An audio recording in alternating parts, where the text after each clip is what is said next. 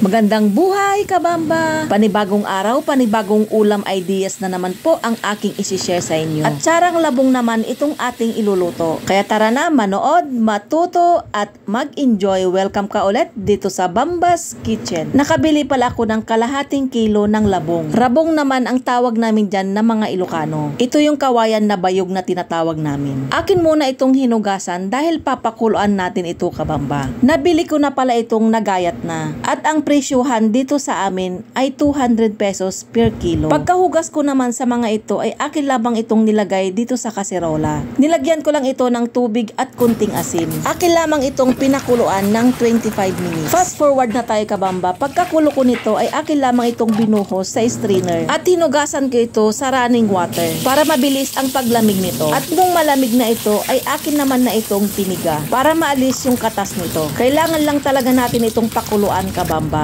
para maalis yung kakaibang amoy nito. May mga klase kasi ng labong na medyo mapanghi ang amoy. At sa ganitong paraan ay maaalis din yung medyo pait-pait niya. May iba't ibang klase rin kasi ng labong. Pagkatapos ko naman itong mapiga ay magtitimpla lang ako dito ng aking pampalasa. Dito sa aking mangkok ay naglagay lang ako dito ng sukang tubo, 2 kutsara ng brown sugar at paminta. At akin lamang itong hinalo. May isa pala ako na nakalimutan na ilagay dito, kaya naglagay ako dito ng asin. Tansyahan lang yung aking paglalagay ulit dito, kabamba. Dahil pwede naman natin itong tikman para may adjust natin yung lasa. Kaya nung tinikman ko ito ay medyo kulang ito sa asim. Kaya nagdagdag ako dito ng silver swan suka. Haluin lamang ito na mabuti para matunay yung asin at asukal na ating nilagay. Ito na at uumpisahan ko na itong iluto, kabamba. Dito sa aking kawali ay naglagay lang ako dito ng mantika dahil igigisa ko lang yung ating bawang, sibuyas at luya. Saglit lang naman na yung ating pagluluto dito, kabamba, dahil napakuluan naman na natin yung labong. Kaya kunting gisa-gisa na lang dito. Para naman mas masarap ang magiging lasa ng ating nilulutong atsara, ay maglalagay lang ako dito ng karne ng baboy na pangsahog. Sa parte ng pork belly yung aking nilagay dahil mas maganda dito yung may kunting taba-taba. Pwedeng-pwede naman, kabamba, kahit hindi nyo na ito sahugan. Kung naghihigpit tayo ng sinturon sa ating budget, masarap pa rin naman kahit wala itong sahog. Igisa lang natin ito hanggang maging light brown na yung kulay ng karne. Habang ginigisa ko pala ito ay naglagay ako dito ng pinong paminta para kumapit na yung lasa sa karne. Tsaka ko na sinunod nilagay itong ating pinakuluan na labong. Igigisa ko lamang ito ng saglit, kabamba. Pag nagluluto ka ng atsara na labong, ano yung masarap na i-partner dito? Ako ay pinapartneran ko ito ng pritong isda. Yun ang perfect partner niya para sa akin. Pagkagisa ko naman dito sa labong ay akin naman nang nilagay itong suka na aking tinimplahan kanina. Ito yung madaling paraan ko, kabamba, sa pagluluto ng atsara. Yun bang isang buhusan na lang ng panimpla? Pagkabuhos ko pala dito ay hinayaan ko muna itong kumulo para naman maluto muna yung ating nilagay na suka o kaya mapakuluan muna para hindi lasang hilaw yung suka bago ko ito hinalo. Ang masarap na timpla talaga dito ay yung nag-aagaw yung asim, yung alat at tamis. Nilagyan ko pala ito ng kunting seasoning granules pampalasa. Optional lang naman ito, kung ayaw nyo maglagay nito ay okay lang naman. Pagkalagay ko naman dito sa suka ay kunting gisa na lang ang kailangan natin dito dahil nga napakuluan na natin itong labong kanina. Baka matagal ka nang hindi nakapagluto ng atsarang labong, kabamba. Kaya kung napanood mo to ay hudyat na yan para magluto ka ulit. Alam kong yung mga kapwa nating Pinoy na nasa ibang bansa, sigurado akong miss na rin nila ito. Lalo na yung mga walang mabilhan ng ganito sa Asian store. Sana ay muli nyong nagustuhan itong aking na-share sa inyo na simpleng lutuin at masarap na lutong Pinoy. Paki-like and share na lang itong video na to. Maraming salamat sa panonood, kabamba. Hanggang sa muli!